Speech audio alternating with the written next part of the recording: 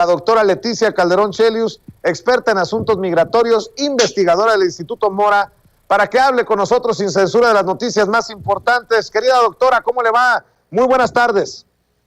Aquí encantada de escucharte, Vicente, y bueno, también de las noticias que estás dando en este momento, que son realmente lamentables.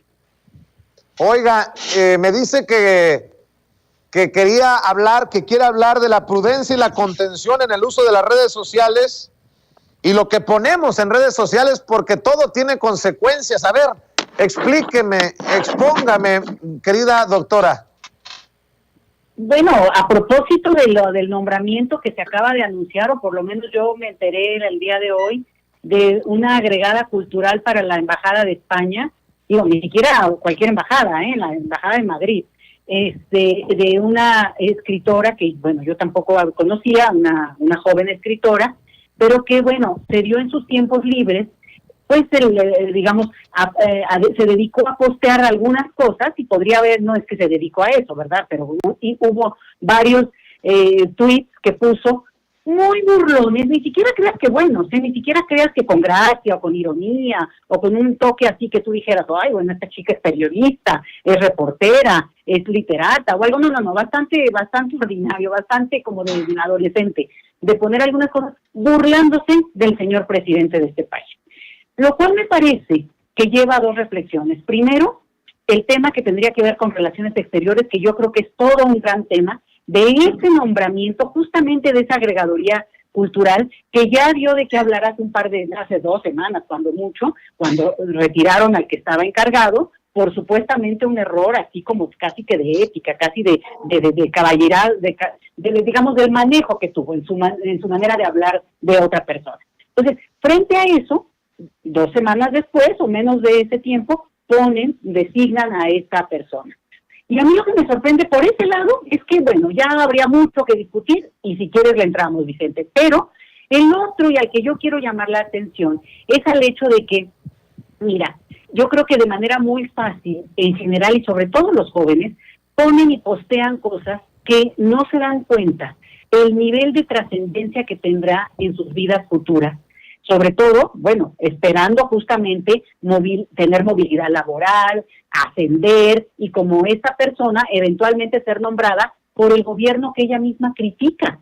Porque una representación diplomática del nivel que sea, Vicente, es hablar, digamos, a propósito del proyecto político que está encabezando quien está al frente, y en este caso es el presidente. Entonces, me parece muy desafortunado de parte de ella, pues que se dio el lujo y se dio la libertad, y está en todo su derecho de poner lo que se le da la gana, y los opositores lo mismo. Sin embargo, donde ahí ya se te cae el teatrito, es cuando a su vez quiere ser la empleada de ese mismo que está, digamos, si no se trata nada más de un empleador, se trata de una persona, un presidente que representa la voluntad política de millones de mexicanos. Entonces, lo que yo quiero llamar la atención es que si alguno tiene posturas duras contra alguien y quiere manifestarlo en las redes sociales, está en todo su derecho y es correcto, pero que entiendan que eso tiene consecuencias, porque al mismo tiempo hay quien encontrará esas menciones y no le parecerá que una persona que pretende además cobrar con nuestros impuestos, ser beneficiaria de un salariazo, Vicente, además de todo, se dedicó a golpetear al presidente, como lo harían muchas artistitas de Televisa, que lo hacen, y justamente en todo su derecho, y las podemos criticar por lo que tú quieras, pero no andan aceptando un puesto que ni se los están ofreciendo, pero digamos que fuera el caso. Entonces, sí me parecen maromas muy inaceptables de parte de quien la está empleando en este momento, pero al mismo tiempo un llamado de atención a todos, en el sentido de que si van a postear algo, asuman la responsabilidad de lo que están poniendo, sea en Twitter, en Facebook, o donde ustedes quieran.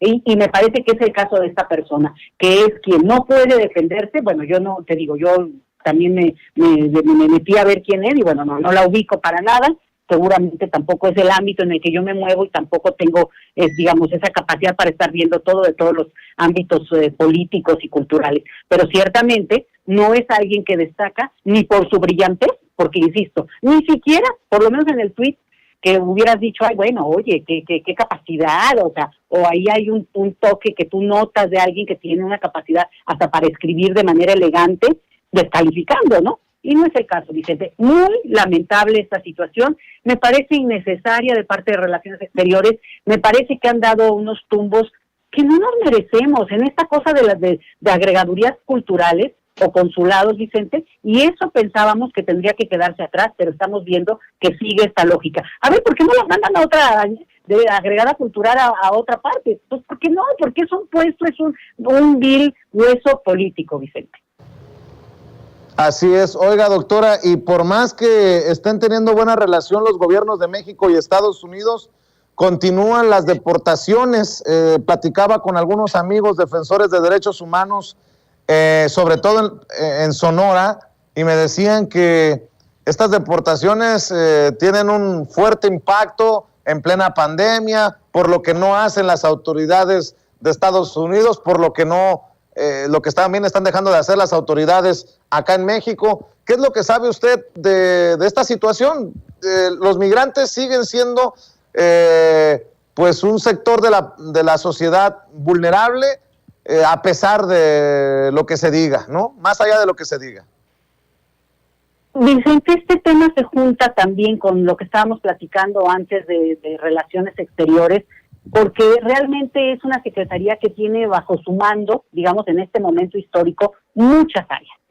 Y Relaciones Exteriores, aunque no sea la directamente encargada, porque se supone que es el Instituto Nacional de Migración quien ve estos temas de la transmigración por nuestro país y todo el tema que tiene que ver, por ejemplo, con el traslado de las personas o incluso la detención que se está llevando a cabo de muchísima gente desde hace tiempo, y ahorita les voy a decir que bien, pero desde hace mucho tiempo lo que estamos viendo es que sí es la Secretaría de Relaciones Exteriores quienes están avanzando, y yo entiendo, hay una parte de pragmatismo, tampoco nos vamos a chupar el dedo en el sentido de decir, es que no se puede negociar nada con Estados Unidos. No, con Estados Unidos se tiene que negociar, no hay de otra, no solo es nuestra frontera, es el país más rico del planeta, pero ahí hay un punto en el cual hay una cuestión que se llama Título 42, Vicente, a partir de la cual Estados Unidos deporta personas, las manda a nuestro país, y México las deporta, ahora sí que como se dice en caliente, pero desafortunadamente ni siquiera respetando los protocolos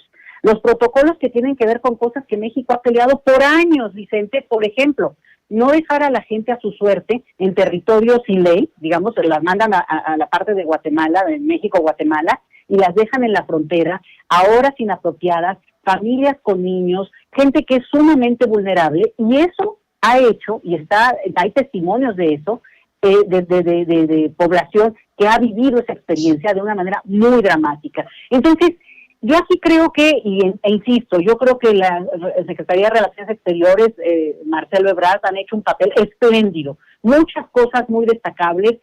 Yo creo que nos ha honrado en muchas cosas que ha llevado a cabo como área, como liderazgo que se le reconoce, pero sí hay puntos oscuros, puntos flojos que hay que señalar, y que yo creo que este tema de la política de inmigración en nuestro país se tiene que revisar. No se puede seguir con el discurso de que este es un país que está siguiendo las normas humanitarias cuando no lo está haciendo. Entonces, se tiene que acoplar incluso en un escenario adverso, incluso en una situación de hostilidad que viene aún más, Vicente, y tenemos que entenderlo y abrirnos a un nuevo discurso todos, Vicente, porque hubo una tragedia tremenda en Haití hace unos cuantos días, y eso va a tener consecuencias que tenemos que entender que geografía es destino, y nosotros somos el territorio antes de entrar a Estados Unidos.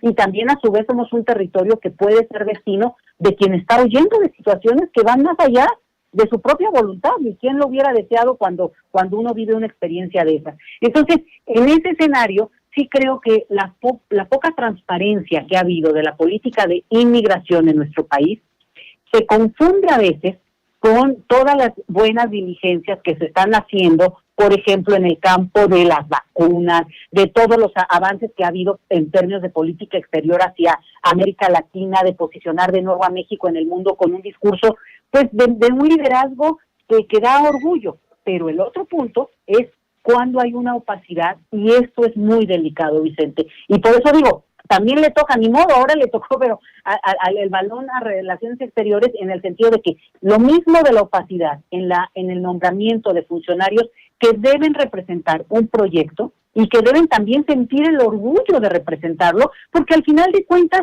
pues se supone que eso es parte de tu trabajo también, promover ese proyecto del cual tú estás, digamos, eres parte en el sentido, bueno, de compartir lo mínimo, ¿no? Si no, pues como para qué, porque ni siquiera, voy a retomar el caso de esta persona que fue nombrada agregada cultural, ni siquiera es miembro del servicio exterior, que podrías decir, bueno, tiene una carrera, tiene una trayectoria y por tanto ya le toca, ¿no? Vamos, ¿por qué no ponen a alguien del servicio exterior mexicano? Gente que se forma por años para ser diplomático. Bueno, entonces, dicho eso, entramos a esto otro que también es un escenario que sí tiene mucha, digamos, dirección de parte de Relaciones Exteriores. Sí me gustaría decirlo, Vicente, que es necesarísimo que haya mucho más transparencia y que entendamos que México es un país, como el mundo entero, donde el tema del refugio no puede ser solo un recuerdo de que no, que si los españoles y que los latinoamericanos huyeron hace 40 años de sus países, sí, pero y hoy por hoy, ¿cómo lo afrontamos y cómo discutimos ese tema? Y por favor, no insistan en estos discursos de que, no, pues llévenselos a su casa. No me da esa risa, Vicente, porque es como que rebajamos el debate, ¿me entienden? Otra vez volvemos a ponernos en un lugar donde al final tenemos que entender que hay una situación internacional que nos rebasa como en lo personal, y pues para eso tenemos un Estado, para eso tenemos un gobierno, y para eso tenemos toda una serie de decisiones de gente que tiene la capacidad y los recursos, Vicente. Entonces sí es muy lamentable, y sí ténganlo por favor en el foco, porque de esta no nos escapamos,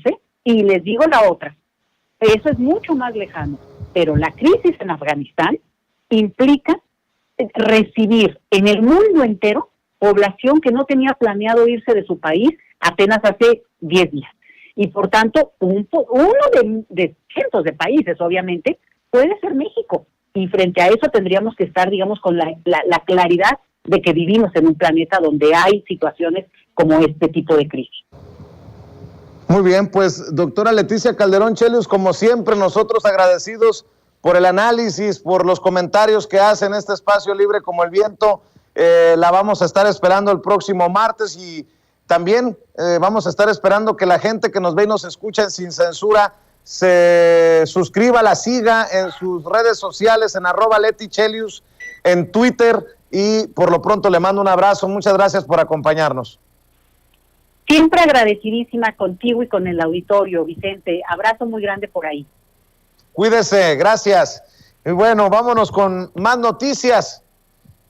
El PAN está deteriorado y en proceso de putrefacción, y lo dice un panista, y lo dice un gobernador panista. Así lo señala Javier Corral, el gobernador de Chihuahua, quien asegura que el PAN está en proceso de putrefacción, por lo que al dejar su gobierno el próximo 8 de septiembre, analizará su futuro político, que sin duda será lejos de la actual dirigencia. Admite los esfuerzos de la 4T y lamenta que para la oposición constituida en el PRIAN signifique claudicación, traición o entreguismo. De seguir así, ambos partidos, el PRI y el PAN, no le verán ni el polvo a Morena en el 2024, dice el gobernador de Chihuahua. Asegura que el PAN está en franco deterioro, yo diría en estado de putrefacción, y no solo por su convivencia con la corrupción, sino por este pragmatismo que lo hizo perder todo rumbo y lo hizo perder todo pasado de dignidad. No creo en estos dirigentes, yo creo que estamos viviendo la peor época del PAN. Me acordé mucho de ti, Toño, cuando leí la nota. La peor generación del panismo, has dicho tú, dice Javier Corral. Estamos viendo la peor época del PAN. Nunca habíamos tenido un dirigente tan mediocre. ¿Qué le pasó al PAN para pasar de Castillo Peraza a Marco Cortés? Eso es lo que tenemos que contestarnos. ¿Tiene remedio o tiene remedio? Yo creo que ya no tiene remedio. Ya es una maquinaria de intereses que se parece mucho al PRI. Está en la lucha del poder por el poder mismo, y todo se justifica para ganarle a López Obrador. Ahora están revivido al comunismo que está por llegar, pero comunismo ya no hay ni en Moscú, de acuerdo a lo que publica el periódico Milenio, con estas brutales declaraciones de Javier Corral, Toño. Ahí sí se la van a tener que tragar todita los panistas, porque es de panistas a panistas, ¿no? Qué pesados se llevan.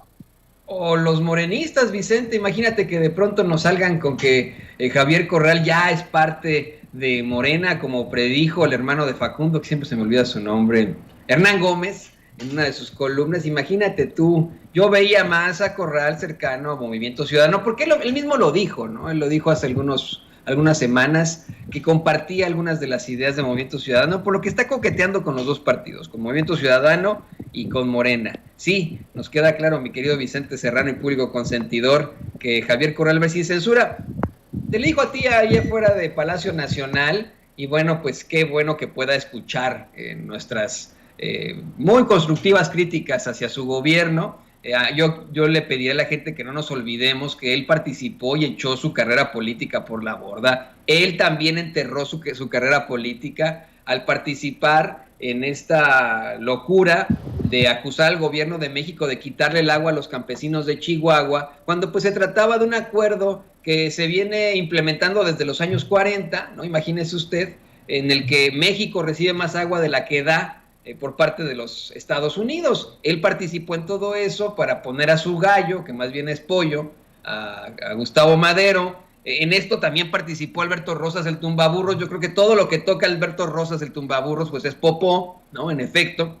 Y a mí, si le soy perfectamente honesto, Javier Corral no me puede engañar con este tipo de comentarios. Qué interesante y qué bueno que Javier Corral diga que su partido está deteriorado, que está en proceso de putrefacción, que es la peor generación del PAN, citándonos aquí sin censura. Qué bueno que lo pueda plantear, qué bueno que pueda decir eso. Pero Vicente, como político que es, en toda la extensión de la palabra, en estos momentos yo solo veo a un Javier Corral chapulineando, buscando dónde se va a ir. Y a lo mejor de muy cerquita le sigue Damián Cepeda, si no termina como dirigente del PAN.